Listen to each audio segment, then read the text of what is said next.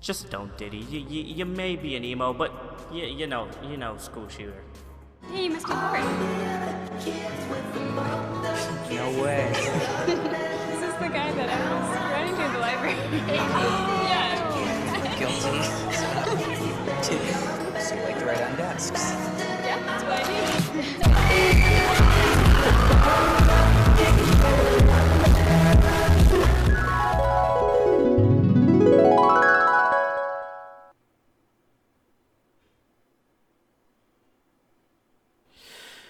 Yeah, never mind. Disclaimer! Most of the world doesn't share your opinion.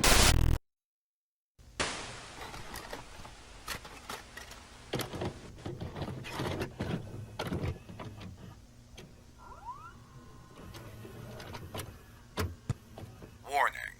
Proceeding without caution will bring you into spoiler territory for the media displayed on screen. Timestamps are gifted in the description and comment section. Viewer discretion is advised.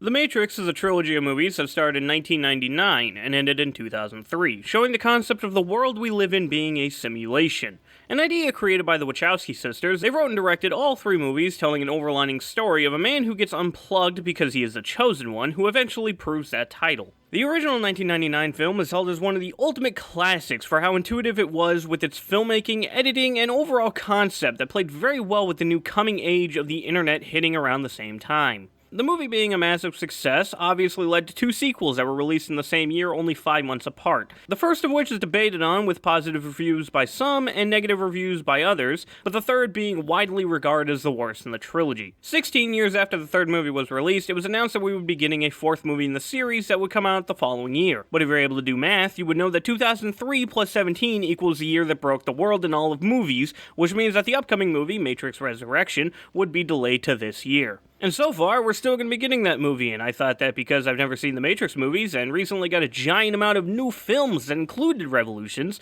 I would sit down and watch all three movies in anticipation for the fourth one. Then I realized that I have a series where I review movie series, so that's why we're here. So without further ado, let's go through this trilogy, and I'll give my spoiler-filled thoughts on each movie, and in the end, rank them and give my overall opinion as a whole in a no-spoiler manner. That timeline feature that YouTube has sometimes doesn't work for me, so if that's not there, then as always, description and comment section has got you covered. Alright, let's get going.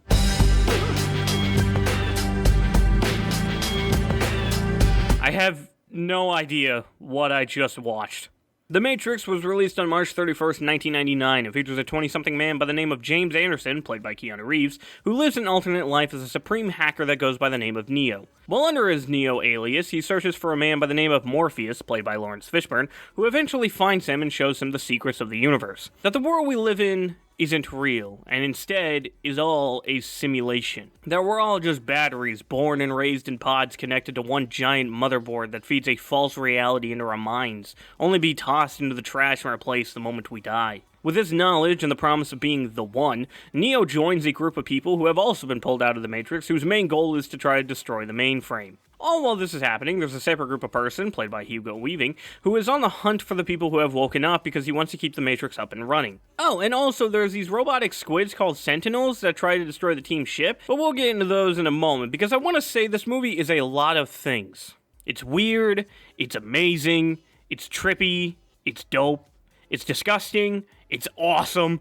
There's a lot of things in this movie that I've never seen been done in any other movie that I've seen, and according to my letterbox, which is mostly built on my memory, I've seen roughly 214 at the time of me writing this current part of the script, and I've never once seen a shot like this, or edits like this, or scenery like this. Oh god, Keanu Reeves looks absolutely fucking appalling, and I love it. Honestly. What the fuck do you have to be on to come up with half of this shit? Not even speaking of the writing at the moment, just pure visuals, this movie is absolutely balls to the fucking wall insane with its designs. The Matrix is utterly haunting. The visuals of watching Keanu Reeves' mouth sewn shut, an electronic tapeworm crawling into his stomach, or the entire being pulled out of the Matrix sequence, including when he's woken up and starts falling through, is pure horror. I came into this movie wanting to see the haha pills moment, and instead I get the pure definition of disturbing. Oh, and the fucking Sentinels. I love that I hate these. I already don't think squids deserve rights, so making them flying robots is something only a night terror can create. One final note on the leaving the Matrix sequence, I think bald, naked, wet Keanu would be my sleep paralysis demon.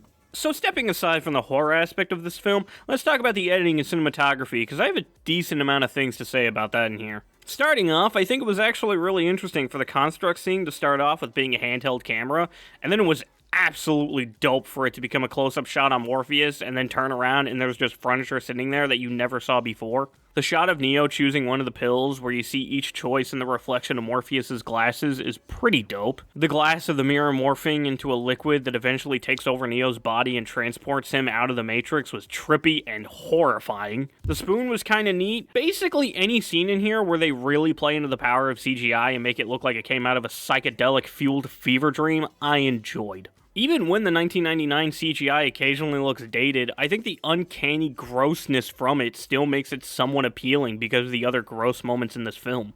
Also, side note, Keanu looks like if my dentist played B-Rabbit in this scene. When it comes to the editing, the only thing that I can fully remember sticking out to me was the transitioning in between lines of code into the movie, as well as the shot of the CCTV camera screen being zoomed in and then fading into the movie footage of this scene. The editor side of me just looks at tricks like that and my brain starts racking with possible ways to pull it off. Now, I know you're thinking right now about how I didn't even mention the slow motion shots or the infamous bullet time when talking about great cinematography and editing moments, and there is a reason for that.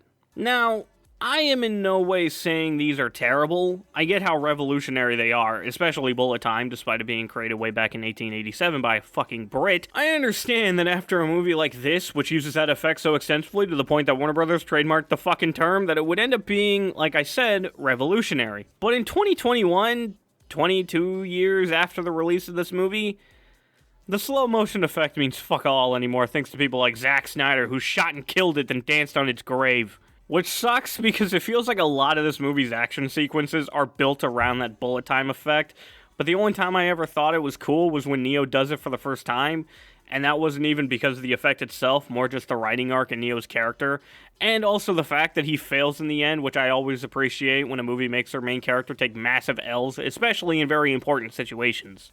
And while I praise the usage of the CGI in this movie, I feel like they might have relied too heavily on it or wires when it came to the action scenes, and specifically the choreography during the hand-to-hand combat. I don't mean to be that guy, but all throughout the 50s, 60s, and early 70s, Bruce Lee was naturally doing this shit in his fucking sleep, and because of how real it was, it makes those fight scenes age finer than a 50-year-old bottle of Cheval Blanc.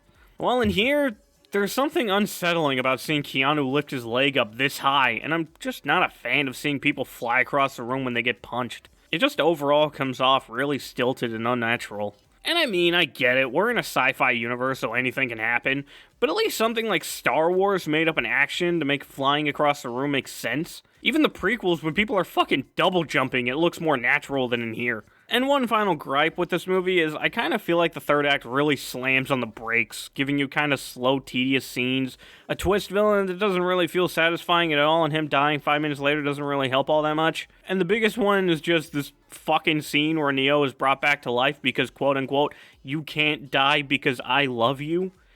Even for a movie like this, that doesn't make any fucking sense. Also, no hate towards Carrie-Anne Moss. I'm sure she's an absolutely adoring woman to be around, and she has a Christopher Nolan movie under her belt, so that says something about her acting. But I really don't know what's going on with her performance in here, or what she's trying to achieve, because it comes out with her looking like she can't act if it were to save her entire bloodline. Speaking of monotone, deadpan acting, Hugo Weaving does that incredibly well in this movie and manages to come off quite mysterious and haunting, while simultaneously showing the world that he is an excellent actor. All the actors in here do a pretty good job, honestly, but the most notable ones for me were Lawrence Fishburne, because of course. He was my favorite part of John Wick 2, and honestly, after watching this movie, I can see a bit of that Morpheus articulation fall into his Bowery King performance. Welcome, Neo. As you no doubt have guessed, I am Morpheus. How you doing, John? You look as bad as I feel. Which isn't really a bad thing, because I like it in both characters. I like Marcus Chong, not because of his acting or character, but because I found out halfway through the movie that he is the adoptive son of goddamn living legend Tommy Chong. I absolutely loved Gloria Foster in this. The entire scene between Neo and the Oracle is an absolute joy to sit through, and she plays the role so incredibly well. Though I will say that there might be something to be said about the Oracle fitting in with the magical Negro trope, but I've only been able to find 3 people speak about it, one of which is white, one possibly being white, and the other I wasn't able to find anything. I bring the races up to say, I do not take most white people's opinions seriously when it comes to topics and opinions on other races, and when it comes to whether or not a character fits in a trope like the magical Negro, honestly, I would personally rather get an opinion from the black community on a situation like that. With that tangent out of the way, and probably causing this video's comment section to be a dumpster fire, RIP to Gloria Foster, you were amazing in this movie. Moving on, I even liked Keanu Reeves' performance in this. I honestly don't really find him all that great of an actor. From the roles I've seen, which would be John Wick and Johnny Silverhand, he can be serviceable at best, have some pretty good moments every now and then. And now, Pan Am, here's Johnny, out in the middle of bumfuck nowhere. Great work, V. Hey, I think your implant has a virus. The one in the nape of your neck. It's not a virus, just a little malware. You get used to it eventually. Screw you. But then I find that far too often he has some pretty bad line delivery, and that's all the case in this movie, but for the most part, he does pretty good. I personally think he really landed the perfect spot with the John Wick character, because that gives him less things to say. Though I really did enjoy his performance as Johnny Silverhand, because to me it just came off as Keanu Reeves if he had an ego, who eventually becomes the Keanu Reeves we all have today, which gives him the leverage of just kind of being himself for the most part, I feel. But that's an entire tangent I'll save for a possible future video, depending on if I can find the right words to explain my dire love for cyberpunk. Anyways, I found that Keanu is pretty good in here. Now let's speak about the writing for a tad moment, because oh lord, I'm confused. I feel like that's all I really need to say, because I did not understand a solid 95% of the things that was said by Morpheus, and somehow that did not take away any enjoyment I had. Maybe that can be chalked up to how much I love Lawrence's voice and mannerisms, but nonetheless, this movie can at times be very fucking confusing, and like I said, a fever dream, and I very much enjoy it for that. I mean, this movie is able to kind of spoil its big moments, and those moments still come across pretty well. They weren't really that shocking or emotional, but they weren't really moments I could see happening 5 minutes prior. Overall, The Matrix is a satisfying execution at an existential concept that, in the total 2-hour runtime, I enjoyed quite a bit of. I love the weirdness, I love the horror, and when it comes to carrying out an idea like this, an idea that reads out like the thoughts of a conspiracy theorist whose joint got dosed with everything in the fucking book, I think the final product comes out as a mostly comprehensible story that for the most part is pretty enjoyable. This is the world that you know. Ice cream, scooping, shitting, pooping, shitting, pooping. I feel like the goat.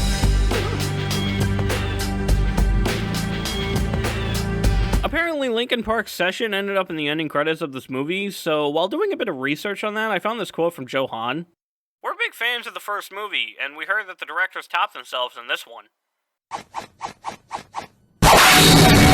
The Matrix Reloaded was released on May 16th, 2003, and follows up a bit after the first one. Obviously, some time has passed, some more people have been pulled out of the Matrix, Neo's been getting better at his superpowers, as well as getting more of that Trinity pussy. But the problem for Neo starts when he keeps having dreams of watching Trinity die, and later on ends up meeting back up with Agent Smith, who's now able to completely clone himself, like his name is Doug Kinney. After spending a good portion of the beginning of this movie in a place called Zion, which just looks like a sci-fi version of Hellboy 2, and what feels like most of this movie on a highway, it all culminates into Neo finding the Architect, played by Helmut Balkaitis, who is the creator of the Matrix and having to make the ultimate decision of let the Matrix live at the cost of Trinity's life, or save Trinity but kill everyone in the process. And yes, this is the same exact scene that we're shown in the beginning of the movie, which ends up being Neo's dream. But we'll get into that later. This movie does have something interesting going for it, where Neo chooses to save Trinity, but it's too late because she dies anyways. But after having an emotional scene that lasts shorter than your average virgin popping his cherry, Neo just shoves his digital hand into Trinity's digital organs and all of a sudden she's perfectly fine. Oh, but then Neo treats a bunch of Sentinels like they're bullets and ends up in a coma afterwards, and that's how we're ending the movie. Alright, so that's the plot synopsis. Let's get into my actual thoughts on the movie, and that would be, is this just how Keanu Reeves trilogies end up? I watched John Wick and loved the ever-living fuck out of it because of how unique it was as a revenge action movie. How many different things it did with the genre, the little subtle references blended through the movie and the soundtrack itself being blends of different genres. An overall amazing motion picture, and then John Wick 2 comes around and makes the most generic action movie I've ever seen, except it's missing every pixel on the screen being a fucking explosion. I watched The Matrix and love it for its absolutely horrifying and tripping take on an existential concept, paired with its overall great writing and somehow entertains me, despite only knowing a 30-second of anything coming out of Lawrence Fishburne's mouth. And then I watched The Matrix Reloaded, and it has got to be the most basic and generic and trope-filled movie I have ever fucking seen. A lot of the overcomplicated explanations of the world as we know it from the first movie has been dialed way the fuck down in replace of barely any dialogue or a lot of comedic bits, which, I mean, the comedic moments can be funny, especially if they're coming from Link. Where's my puss? Hey! But like I said, I enjoyed the moments in the first movie where Morpheus just spoke out a full 5-paragraph essay in Times New Roman 12-point font. Speaking of Morpheus and speeches, there's a scene in here where he gives a speech to a crowd, and I don't know what's going on here, but it comes off really bad. Probably the worst performance in the entire movie and the worst I've seen from Lawrence Fishburne, which is sad because he's a great actor. The back shots of Lawrence Fishburne look like the motherfucking Valve logo. We're also introduced for a split moment of a fanboy character by the name of I have no fucking clue, and I don't even think they gave this man a name, who is absolutely in love with Neo because he was the one responsible for pulling him out of the Matrix. And I fucking hate this kind of character, and then he leaves and you never see him again for the rest of the movie, and maybe in the third movie, I don't know if that's the same character, I don't fucking know, I wasn't paying that much attention. Also, they don't really pay much attention to the writing of him, which I guess is cool and all that he leaves during the second movie and you never have to deal with him again, except you can get rid of the scenes with him and nothing in this movie changes, so what is the point of even having him? You get the overwhelmingly long action scene that is the highway, which has got to be quite possibly the worst action scene I've ever had to sit through because it's so fucking boring. This shit goes on for 15 entire fucking minutes, which may not sound like a lot, but it genuinely felt like I spent half of this movie on this fucking highway. Also a small gripe, Trinity, if the first bullet went through the man, why would the other 15 do any fucking different? The action in here isn't any better than the first movie. In fact, I think it's worse, mainly because it goes on for so fucking long, and I swear half the script is just action scene in brackets. We have an entire dance scene intersected with Neo and Trinity having sex, so I guess that's just a thing. We have this man who stole Morpheus' girl, but shitted and pisses his pants every time Morpheus does or get anything, so I guess that's just a thing. We have Neo being able to fly around the Matrix like he's Superman, so I guess that's just a thing. We have Agent Smith rising from the dead and being able to clone himself, but the movie never explains how that's possible, so I guess that's just a thing. Don't get me wrong, there's things in this movie that I like. There's just not a lot of it. I love the return of Gloria Foster. Her scene with Neo is probably my favorite in the entire movie. I liked Hugo Weaving's voice a lot more in here. For some reason in this scene, he sounds so satisfying to listen to. Afterward, I knew the rules, I understood what I was supposed to do, but I didn't.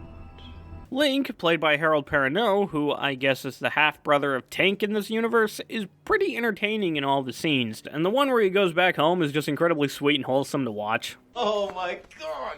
You're so huge, you should be picking me up. No. Yeah. Okay? Alright. Now, we're gonna have to work together here, okay? Yeah. 1, 2, 3, lift! Oh my god! What are you feeding this to? Come on, kids. I didn't touch on the soundtrack of the first movie at all, because I didn't really think there were any highlights. I mean, I guess there's the club remix of Dragula, but I just find that to be an interesting concept. In here, though, there's still not really anything to talk about the soundtrack, except there's a track on here called Mona Lisa Overdrive, and it's alright, but I really like the EDM synths that come in and out of the track.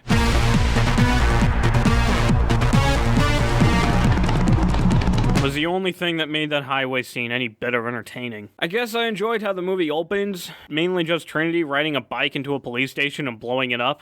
I mean, that's a way you can start a movie, I guess. But that just leads me back into how tropey this movie is, that it just does the whole begin the movie where it ends shit, which I personally just think is a kind of lazy way of writing your movie to make it come off deeper than it actually is. Overall, this was just disappointing, I guess, given how fucking boring this movie is compared to the first one. There's just so many times where I find that the choices made are really generic, and sometimes to the point that I can tell when something is going to happen before it even happens. There's really nothing much that I can say when there's really nothing much that happens in this movie other than me immediately falling asleep right after it ended. And apparently people like this movie, and its revolutions that they hate.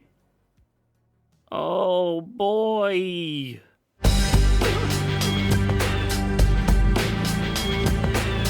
How bad could this possibly be? 1 hour later. Okay, I think I see why people don't like this movie. Where do I begin with such a heinous movie? The Matrix Revolutions was released on October 27th, 2003, and is a movie that completely abandons any resemblance of the Matrix movies. I kinda already felt that The Matrix Reloaded kind of forgot what made the first movie so great, but this movie just throws all that out the window and replaces for giant mecha robots, Star Wars, giant mecha robots, no Neo for what feels like half the film, giant mecha robots, even more Agent Smith fuckery that's never explained, and giant mecha robots. Oh, and did I mention giant mecha robots? Ah, yes, Matrix Revolutions, my favorite Titanfall game. This is somehow worse than the fucking highway scene, because what in the goddamn fuck does this have to do with the Matrix? I mean, throughout this entire fight, you only get to occasionally see Lawrence Fishburne. The rest of the original cast is just fucking gone and replaced with literal live-action Titanfall led by a guy who only speaks in battle cries.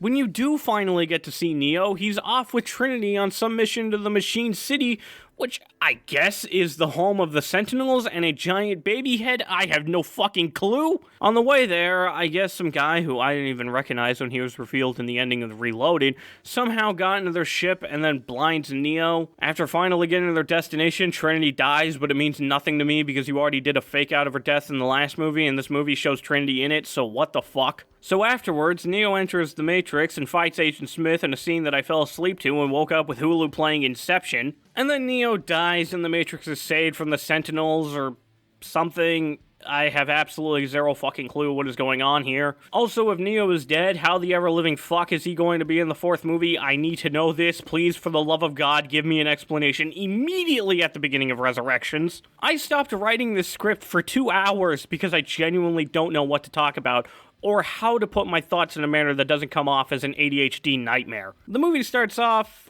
honestly really promising, showing Neo in, I'm guessing it's called Mobile Avenue, which is a sort of limbo state in the shape of a train station. It actually leads into a pretty funny moment in the movie.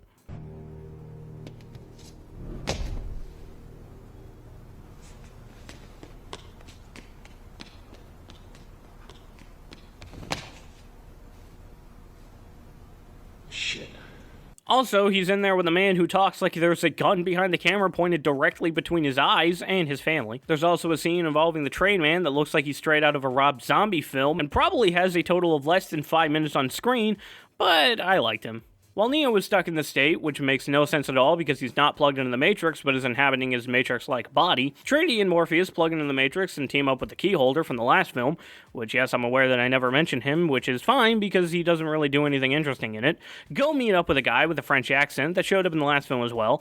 He's pretty much the same case as the Keyholder, only during the scene they coded a pussy. Trinity and the French guy make a deal and eventually she's able to meet up with Neo. Neo then meets up with the Oracle, who they kind of explain the recasting of this film. Who are you? I'm the Oracle. I wish there was an easy way to get through this, but there ain't. I'm sorry this had to happen. I'm sorry I couldn't be sitting here like you remember me. But it wasn't meant to be. What happened? I made a choice, and that choice cost me more than I wanted it to. What choice? to help you to guide Neo. Now, since the real test for any choice is having to make the same choice again, knowing full well what it might cost, I guess I feel pretty good about the choice, 'cause here I am, at it again. It's not a great reason, but what are you going to do with the circumstances? R.I.P. Gloria Foster. You are a legend. So anyways, after Neo talks with the Oracle for a bit, the movie just slowly goes downhill after that, and then becomes this absolute mess that it is.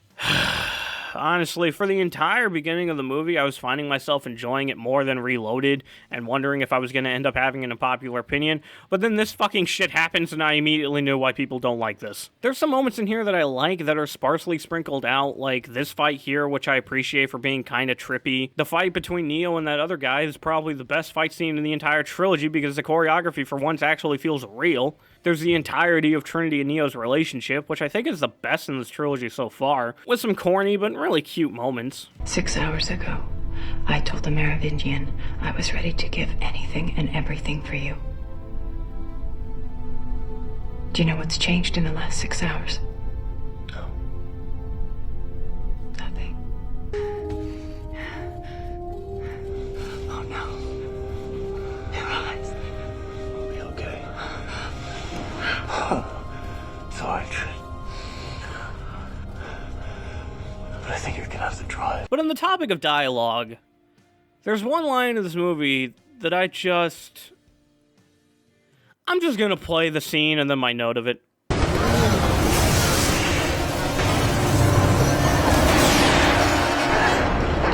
Shit, she's got a fat ass. That Jada Pinkett Smith line during the chase scene.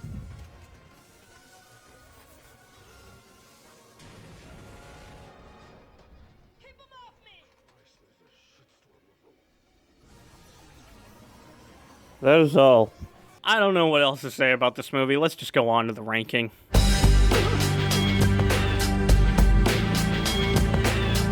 So at number 3, I think I'm honestly going to put Revolutions here. It's just an absolute far cry from the original movie, and even Reloaded, which I thought it of itself started feeling like one. There may be some moments that I enjoy, including the opening, but it quickly derails into a completely different universe and just lacks all sense of enjoyment. I give it a 0.5 out of 10. And number 2, I'm going to put Reloaded. Again, feels like it's starting to lose what made the original so great, and has a lot of really boring moments, but at least it still has some sense of the Matrix left in it. Not really much to say. 1 out of 10. And finally, at number 1 is obviously the original Matrix, because fucking duh. This movie is weird, trippy, gross, amazing, everything in the fucking book, and I love it. It's not an absolute favorite, but I respect the ever-living hell out of its execution and artistic merit that the Wachowski sisters brought to the world in 1999. I give it a 7.5 out of 10, which may seem weird, but I don't know. 7 is kind of my baseline, I enjoyed it score, but 8 just doesn't feel right with this movie given some of my complaints, so I feel like a 7.5 is a nice even ground.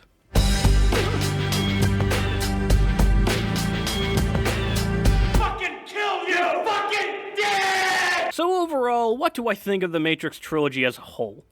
Well, I don't think this needed to be a trilogy. I'm honestly one of the people that just think that the first movie is great and should have been left there. I really don't see much of a point with the sequels because honestly, I don't feel like there was much of a story to be told. The first one kind of stretched it a bit with the third act, but it was alright and can be given a pass given how it showed the character arc of Neo, and if that was the last we ever got to see of them, I'd be perfectly fine with it. I think actually what started the downfall of these movies, in my opinion, is when they started expanding the inner world outside of the Matrix. I remember not being able to get a sense of direction when Neo was first pulled out, just seeing this giant space of basically hard drives. It looked like a creepier version of the retirement homes in Futurama, and I enjoyed that concept. But then we get into Zion territory where it just doesn't even look or feel like it's in the same universe, in my opinion. And when it comes to this fourth movie, the only thing I'm interested in is just seeing how it tries to explain its existence, and also explain. Other than that, this entire series should have just stayed in 1999.